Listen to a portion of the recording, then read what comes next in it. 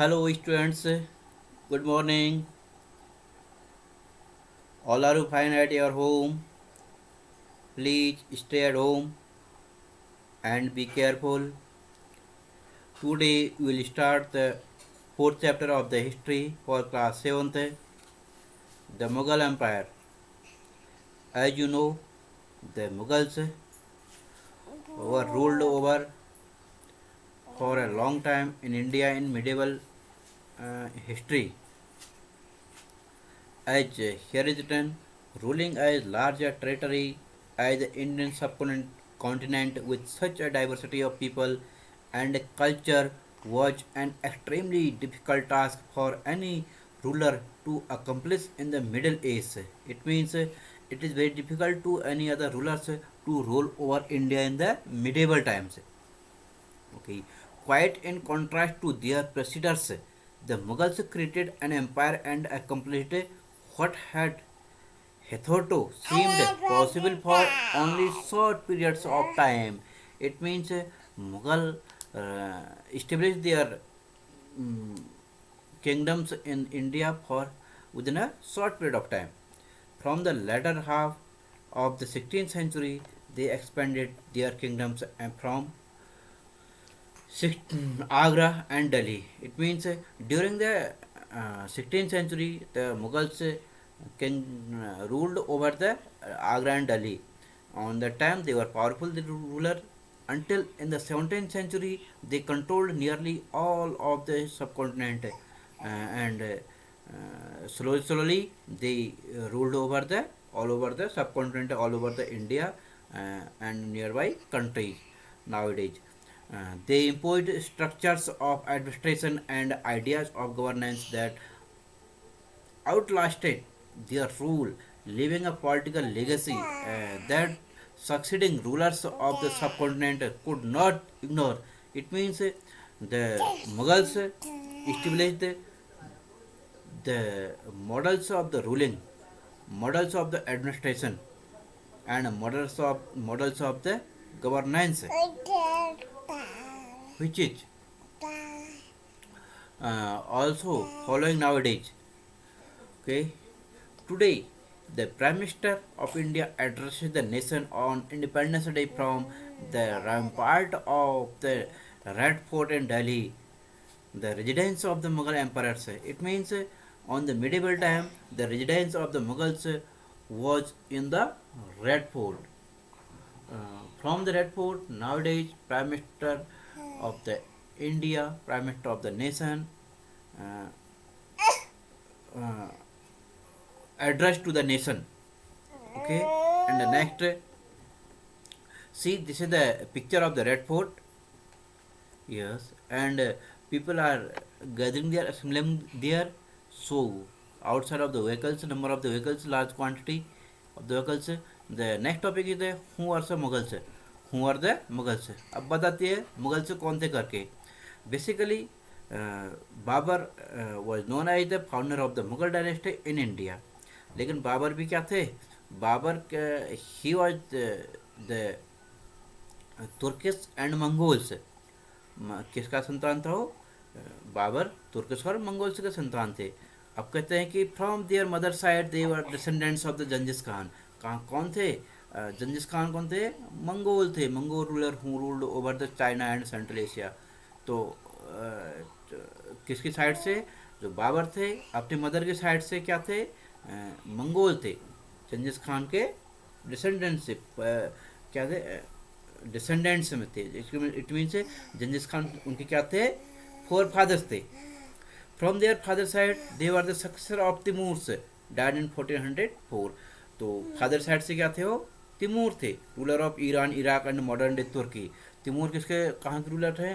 Timur हमारे Iran, Iraq और तुर्की के रूलर हैं. और जो जो बाबर की फादर साइड के थे, और बाबर की जो मदर थी वो कहाँ की थी? वो थी मंगोल की. Okay, however the Mughals did not like to be called Mughal और मंगोल. अब मुगल कहना, मंगोल कहना क्या करते हैं? मुगल से पसंद नहीं करते हैं. क्यों नहीं करते हैं? क्योंकि जो जंजिस खान हैं वो क्या थे? उनका जो हिस्टोरिकल बैकग्राउंड है बहुत अच्छा नहीं था, और इसलिए वो क्या चाहते थे? वो मुगल से अपने आप को मंगोल कहना पसंद नहीं करते थे. चलो, अब यहाँ पर एक आपको ये थोड़ा सा एक पिक्चर दिखा रहा है, मिनिएचर पिक्चर दिखाया गया है तिमूर एंड देयर डिसेंडेंट्स। हाँ, जो बाबर थे उनके जो फादर थे मिर्ज़ा हाकिम, मिर्ज़ा मोहम्मद मिर्ज़ा, बाबर से great grand father, and Umar Shaikh Babur father, yes yes. तो मिर्ज़ा हाकिम उसके क्या थे, ग्रैंड फादर थे। उमर शेख क्या थे, बाबर के फादर थे। बाबर के फादर का नाम क्या है, उमर शेख, और ग्रैंड फादर का नाम क्या है,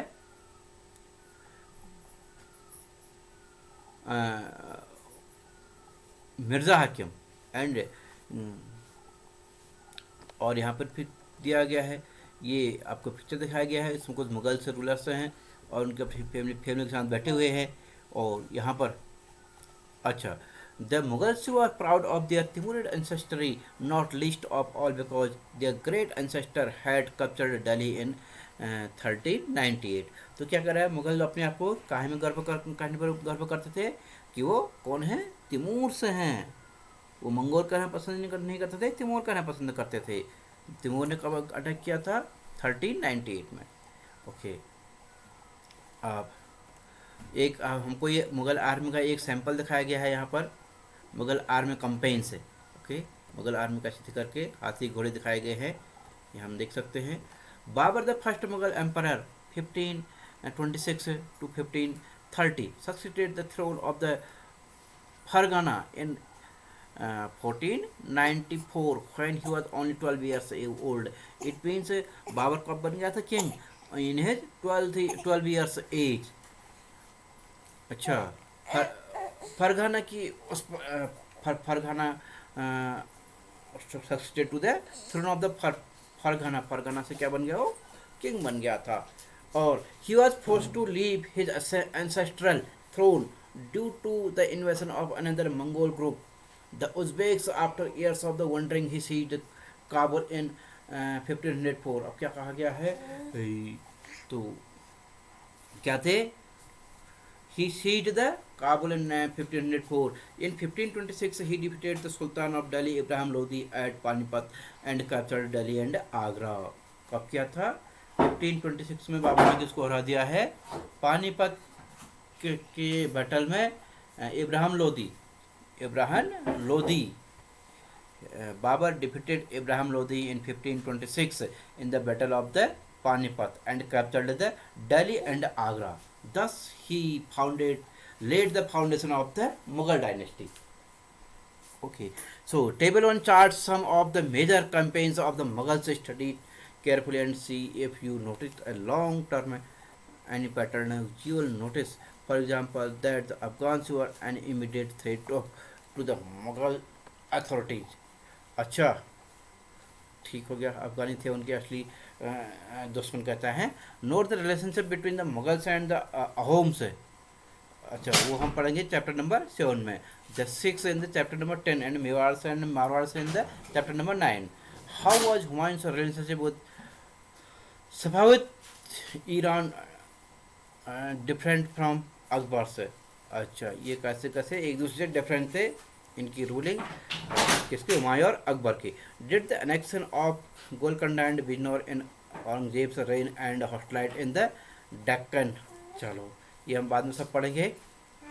अच्छा, अभी आगे बढ़ते हैं, अभी क्या करे जाते, अभी बात आ रही है मुगल एम्परर की बात आ रही है। तो मुगल जो डायनेस्टी है कहाँ शुरू हुई, major campaigns and events.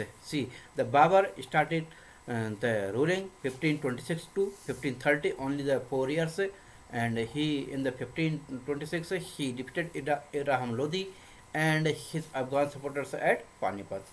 So firstly, and then 1527 Rana Sanga were in Khanwa, Battle of the Khanwa।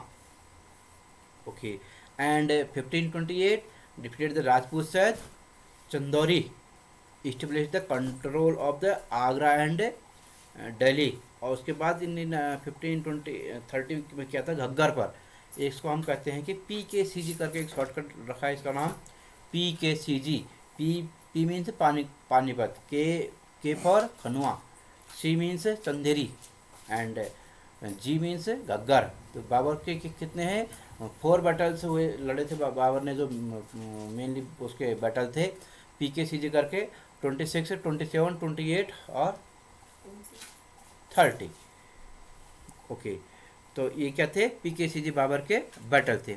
उसके बाद बात करते हैं हुमायूं की। हुमायूं का जो रूलिंग है 1530 से 1540, और उसके बाद फिर एक ब्रेक मिलता है उसको 15 ईयर्स का, और जो शेरशाह सूरी होते हैं उनके द्वारा, और 1515 से 1556 तक एक साल फिर रहते हैं। तो जो Humayun divided his in inheritance according to the will of his father. अच्छा, his brother were each given province. तो क्या किया हुमायूं ने, अपने पिता के जी के अकॉर्डिंग अपने भाइयों को भी पूरा क्या दिया था, राज्य दिया था, इसका मतलब ये हो गया। अच्छा, the ambition of his brother Mirza Kamran weakened Humayun's cause against Afghan competitors. अच्छा, शेर खान डिफीटेड हुमायूं एट चौसा। शेर खान ने कब डिफीट किया है हुमायूं को, 1539 में। कब, कहाँ किया था, चौसा में, चौसा। और कन्नौज में कब किया था, 1540 में। और क्या हुआ फिर, वहाँ से हुमायूं को भगा कहाँ भेज दिया था, ईरान। ओके, सो शेर शाह है, शेर Khan known as the Sher Shah defeated the Humayun at the Battle of the Chausa and Kannauj, and Humayun were forcefully to flee to, he was forced to flee to go away to Iran. In Iran, Humayun received help from the Safavid Khan, Safavid Shah. He recaptured Delhi in 1555, but died in the next year after an accident in his building. तो क्या होता है, जो हुमायूं होता है वो लगभग वो ईरान भाग जाता है जान बचाने के लिए। वहाँ एक सफावी शाह होते हैं, उनसे दोस्ती करके फिर से अपनी आर्मी को मेंटेन करता है, फिर से दिल्ली पर अटैक करता है, शेर शाह सूरी को हरा करके, शेर खां को हरा करके। और उसके बाद 1555 में 15 ईयर्स के बाद फिर से क्या करते हैं, वो दिल्ली पर राज्य कर लेते हैं, only for 1 year. On the next year he was died accidentally in his building. So then the Akbar came to the reigning on the ruling 1556 to 1605. This is the ruling of the Akbar. Akbar was a 13-year-old when he became emperor. His reign can be divided into 3 periods. Akbar के raining को हम कितने divides में divide categorise कर सकते हैं, इन 3 categories. How it is categorised, 1556 to 1570. Then Akbar became independent of the regent Baram Khan and other members of his domestic staff. Military campaigns were launched against the Suris and other Afghans, against the neighboring kingdom of the Malwa and Golconda, and to suppress the revolt of his half brother Mirza Hakim. Okay, and the Uzbeks in 1558, and the Sisodia capital of Chittor was seized, and in 1569 Ranthambore. It means जो इसका second वाला campaign है, इसने mainly क्या किया था, इधर उधर की जो एरिया था उसको कैप्चर करने के लिए किया था। अच्छा, जिसमें उसका हाफ ब्रदर मिर्जा हाकिम का भी क्या है, उसको भी उसने क्या किया था, हराया था कह सकते हैं। और जो सेकंड उसका कैंपेन है, सेकंड कैंपेन 1570 से 1585, और थर्ड कैंपेन 1585 से 1605 में उसकी रूलिंग ओवर हो जाती है। तो 15, तो उसके क्या है, 3 campaigning started by the Akbar. वो कौन कौन से कंपेनिंग है, 1556 से 70, and second campaigning 1570 to 1585, third campaigning 1585 to 1605। Okay, अब जो सेकंड कंपेनिंग है, military campaigning Gujarat, military Gujarat की ओर गया हो, वेस्ट की ओर, followed by the campaigns in the east in Bihar, Bengal and Orissa. उसके साथ साथ उस साइड को भी गया था, बंगाल, बिहार और उड़ीसा में। These companies were completed by the 1579-1580 revolt in support of the Mirza हाकिम। ओके, फिर 1585 से 1605 तक क्या करते हो, एक्सपेंशन ऑफ अकबर्स एम्पायर। फिर कहाँ कहाँ होते हैं, companies were launch in the north west की ओर जाते हैं। नॉर्थ वेस्ट में क्या है, गुजरात, जो गुजरात और राजस्थान है। Kandahar was seized from the Safavids, Kashmir was annexed, and also Kabul. After the death of the Mirza Hakim, campaigns in the Deccan started in Berar, Khandesh and parts of the Ahmednagar were annexed in the last years of his reign. It means तो third step कहाँ होता है उनका, waste की ओर को हो रहा है, नॉर्थ वेस्ट की ओर को, जिसमें आजकल पाकिस्तान, अफगानिस्तान कह सकते हैं हम, ईरान, वहाँ पाकिस्तान और अफगानिस्तान कह सकते हैं मेनली उस समय के। अच्छा, in the last year of his reign, Akbar was distracted by the rebellion of Prince Salim, the future emperor of Jahangir. अच्छा, ठीक हो गया। तो जहांगीर के साथ उसे फिर क्या करना पड़ता है, अपने रूलिंग को छोड़ देना पड़ता है। Next is the Jahangir. Jahangir 1605 से 1627 इनकी रूलिंग है। Military campaigns started by Akbar continued, it means he continued the ruling of his father Akbar. Okay. Then the Sisodia rulers of Mewar, Amar Singh accepted Mughal service. Less successful campaigns against the Sikhs, the Ahoms and Ahmednagar followed. Okay. Prince Khurram, the future Emperor Shahjahan, rebelled in the last year of his reign. The efforts of the Nur Jahan, Jahangir's wife, to marginalise him were unsuccessful. तो क्या कहते हैं, तो जो ये जहांगीर थे, जो इन्होंने मेनली अपना जो राज्य जीता था, किससे जीता था, ये मेवाड़ के क्या थे, Sisodia rulers of the Mewar. Amar Singh accepted Mughal services, ठीक हो गया। और उसके बाद फिर उसके नहीं जाते हैं तो कहाँ तक जाते हैं, वो अहमदनगर तक जाते हैं। अहमदनगर। फिर देन शाहजहाँ 1527 टू 15, शाहजहाँ जाते हैं 1527 से 1627 to 1658 is the ruling of the 1627 to 1658 the ruling period of the Shah Jahan. He was also known as the Khurram. Okay, Mughal campaign continued in the Deccan under Shahjahan. The Afghan noble Khan Jahan Lodi rebelled and was defeated. Campaigns were launched against the Ahmednagar. Okay, अब इसके बाद Shah Jahan, the Afghan noble Khan Jahan Lodi rebelled and was defeated. Campaigns were launched against Ahmednagar. The Bundels were defeated and Orcha seized. In the northwest, the campaign to seize Balkh from Uzbeks was unsuccessful and Kandahar was lost to the Safavids. Okay, in 1632, Ahmednagar was finally annexed and the Bijapur forces sued for peace. It means Shah Jahan क्या हुए थे, थोड़ा सा अपने ये जो यहाँ पर